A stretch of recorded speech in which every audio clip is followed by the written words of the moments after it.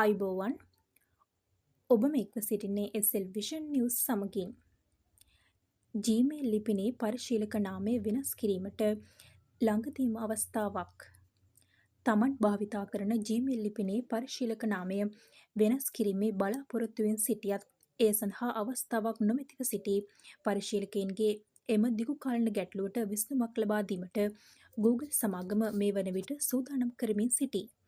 ඒ අනුව මෙම නව පහසුකම ක්‍රියාත්මක කිරීම සමග දැනට භාවිතා කරන ඊමේල් ලිපිනයට බලපෑමක් නොවන ලෙස පරිශීලකයාට එහි අවශ්‍ය පරිශීලක නාමය වෙනස් කිරීමට අවස්ථාව තිබෙනවා. මෙමගින් පරිශීලකයින්ට නව ගිණුමක් නිර්මාණය නොකර පවත්නා ගිණුමේ තොරතුරු වෙනස් කිරීමකින් තොරව නව Gmail පරිශීලක නාමය තෝරා ගැනීමට හැකියාව තිබෙනවා. ඒ අනුව පරිශීලකයන්ට ඔවුන්ගේ වත්මන් gmail.com ලිපිනය නව ලිපිනයකින් වෙනස් කළ හැකිය. කෙසේ නමුත් gmail.com සමග අවසන් වන විද්‍යුත් තැපැල් ලිපිනයක් භාවිතා කරන ලිපිනයන් සඳහා පමණක් මෙය අදාළ වන බවද සඳහන්. ඒ අනුව කස්ටම් ඩොමේන්ස් කාර්යාල සහ පාසල් ලිපිනයන් සඳහා භාවිතා කරන ලිපිනයන්ගේ නාමයන් මේ යටතේ වෙනස් කිරීමට නොහැකියි.